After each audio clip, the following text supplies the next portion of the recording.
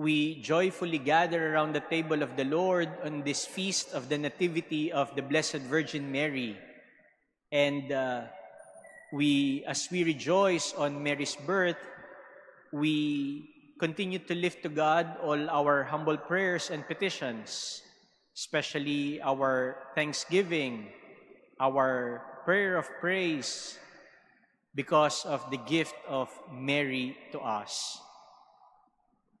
At ngayon po na ipinagdiriwang natin ng kaarawan ng mahal na Birheng Maria, kapansin-pansin na ang ebanghelyong binasa at pinakinggan natin hindi naman tungkol sa kanyang kapanganakan, kundi tungkol sa pagsilang kay Jesus. I don't know if you have noticed it, but the story that we have heard in today's gospel is about the birth of Jesus.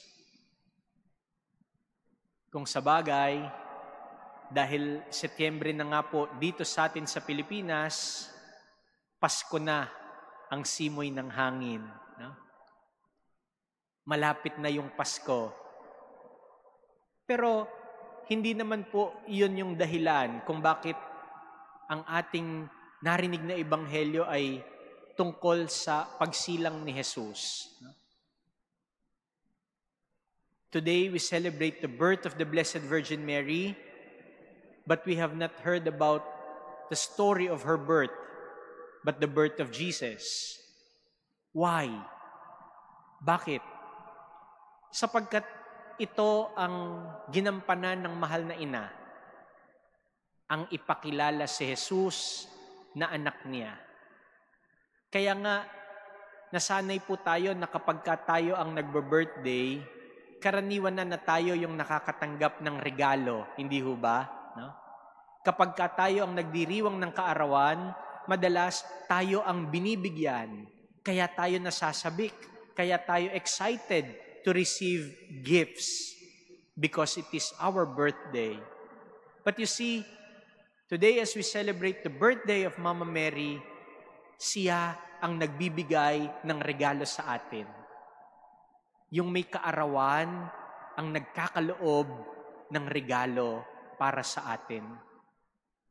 At makikita po natin yan sa kwento ng buhay ni Maria. Si Jesus naman talaga ang tunay na bida. Kaya ngayon na ipinagdiriwang natin ng kaarawan ni Maria, hatid niya sa atin bilang pinakamagandang regalo si Jesus na anak niya. Kaya pagbabalikan po natin mula sa propesiya ng paglilihi kay Maria, which we celebrate every December 8, the Immaculate Conception of Mary, sa pagdiriwang natin ng kaapanganakan niya na ipinagdiriwang natin at ginugunita ngayon September 8. Sa pagbubuntis ni Maria kay Jesus nang mabuo sa sinapupunan niya si Jesus, which we commemorate every March 25 on the Solemnity of the Annunciation. At makikita po ninyo hanggang sa pagsilang ng Mesiyas na ipinagdiriwang natin tuwing Pasko, December 25. Hanggang sa paanan ng krus, when we commemorate Good Friday. At sa pagsasalubong ni Maria at ng muling nabuhay na Panginoon sa linggo ng pagkabuhay, makikita natin buong buhay ni Maria palaging kay Jesus nakatutok, kay Jesus nakatuon. At yan ang itinuturo sa atin ng kwento ng buhay ni Maria. Mary points us to Jesus. Mary leads us to her Son. That is why Mary is our model and companion on this journey of life. At napakaganda na ngayong ipinagdiriwang natin ng kapanganakan ng mahal na Birheng Maria, sama-sama din tayong tumatahak sa panawagan ni Pope Francis sa simbahan. Synodos, synodality, no? Yung paglalakbay natin ng magkakasama. Kaya nga si Maria, sinasamahan tayo sa paglalakbay sa buhay. Itinuturo tayo kay Jesus, si Jesus na daan, si Jesus na tunay na odos, Jesus the way. Inaanyayahan tayo ng ating mahal na ina, tularan natin siya, sumunod kay Jesus. Kaya nga, ang pinakagabay at huwaran natin sa paglalakbay natin nito sa buhay, walang iba kundi si Maria. At tayong lahat na nagnanais sumunod kay Jesus, sinasamahan niya. Kaya matutularan natin si Maria sa 3 paraan na makikita din naman natin sa tema ng synodality. At ano po yun?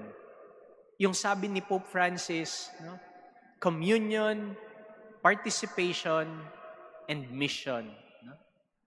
Sa 3 paraan na ito, makikita natin, kasama natin si Maria. Itinuturo tayo kay Jesus. First is communion. Ano ba yung communion? Pagkakaisa, pakikipag-isa, pakikiisa. That is communion. Si Maria na ating ina, hindi natapos yung papel na ginampanan niya sa pagsisilang niya kay Jesus.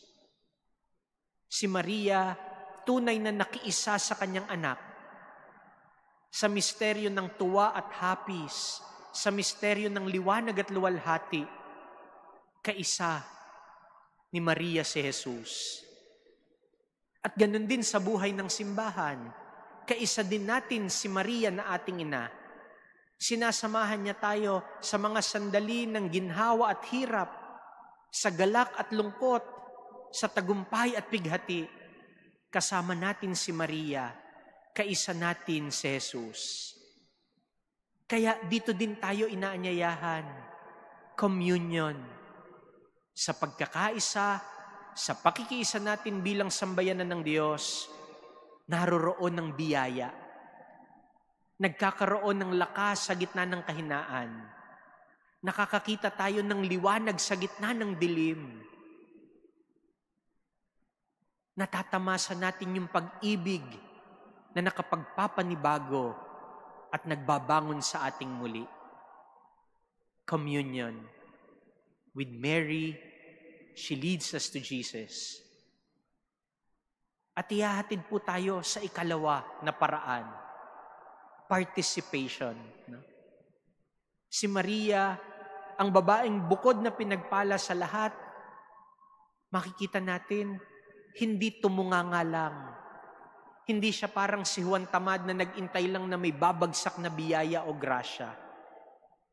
Si Maria, buong pusong tumugon, kumilos, sumunod at tumalima sa kalooban ng Diyos. Kaya nga si Maria ang una na naging tapat na tagasunod ni Jesus. At ito din yung paanyaya niya sa atin ngayon. Sa pakikilahok, sa pakikilakbay natin sa buhay, sa pagganap natin sa ating mga tungkulin at responsibilidad, sa pagtupad natin sa mga pangako, sa pagsusumikap natin na panibaguhin ang ating mga sarili, ang ating mga pamilya at tahanan, panibaguhin ang simbahan at ang ating pamayanan, nakikilakbay tayo si Maria. Sinasamahan tayo ng ating mahal na ina. Itinuturo tayo kay Jesus. And this will lead us to the 3rd way. Mission. Si Maria ang huwaran at gabay natin sa pagsasabuhay ng misyon. Ang mabuting balita na hatid sa kanya ng Anghel Gabriel, hindi lang para sa kanya, kundi para sa lahat ng tao na naghihintay sa salita ng Diyos. Ang grasya na pumuno kay Maria, hindi lang pang sarili, kundi para sa lahat, lalo na para sa mga aba. Si Maria, taglayang pusong nagpupuri sa Panginoon, ay siya ring pusong nakikinig sa bawat hinaing at dasal natin. nahahabag, namamagitan, nagdarasal para sa atin. Kaya nga, bilang ina ni Jesus, ginampanan ni Maria ang misyon ng pagiging ina ng simbahan, ang pagiging ina nating lahat na sumusunod kay Jesus. At kagaya ng isang ina, hindi naman natatapos ang misyon. Hindi natatapos ang trabaho at gawain ng isang ina. Nagpapatuloy ang misyon. Kaya sa bawat paggunita natin kay Maria, ang diwa niya ang pumapaimbabaw. Ang diwa niya ang umaakap at bumabalot at nananahan sa atin. At dito inaanyayahan niya tayo, makiisa rin tayo sa gawain ng misyon. Kasama natin si Maria, kaisa ni Jesus na anak niya, inihahatid tayo sa landas patungo sa Ama. At kagaya nga po ng sabi ko, si Mama Mary ang nagbe-birthday, pero siya ang nagbibigay ng magandang regalo sa atin. As the Church celebrates today the birth of Mary, each one of us here receives a special gift and mission. And what is that gift? To take Mary home. Ang iuwi at dalhin natin si Maria sa ating mga pamilya at tahanan. Iuwi at dalhin natin si Maria sa ating mga pinagtatrabahuhan. Iuwi at dalhin natin si Maria. Patuloyin natin siya sa ating pamayanan. Yan ang ating regalong tinatanggap. Yan ang misyon na ating ginagampanan. To take Mary home means to give space to Mary in our hearts, in our families, in our communities. Sa mga tagpo sa Ebanghelyo, mapapansin po ninyo na tatanging mga tao lamang ang naatasang bigyan ng tahanan si Maria. In our gospel today, we heard the angel telling Joseph, "Do not be afraid to take Mary home." At hanggang sa paanan ng krus, ito din ang maririnig natin na habilin ni Jesus. To John, the beloved disciple, Jesus said, "Son, behold your mother." Take Mary home. Bigyan natin ng tahanan si Maria sa ating mga puso, sa ating mga buhay. Yan ang regalo at misyon na ibinibigay sa atin ngayong kaarawan ng ating mahal na ina. Iuwi po natin si Maria sa ating mga tahanan. Dalhin natin si Maria sa ating mga pamayanan. Take Mary home with you, and you take two. You take the mother and the son. You take Mary and Jesus with you. Minamahal kong mga kapatid, sa masayang pagdiriwang natin ng kaarawan ng ating mahal na ina, patuloyin nawa natin si Maria sa ating mga puso para si Jesus na ating Panginoon ay lubos nating malapitan. Tulungan nawa tayong lagi ni Maria, ihatid nawa niya tayo kay Jesus na anak niya. Amen.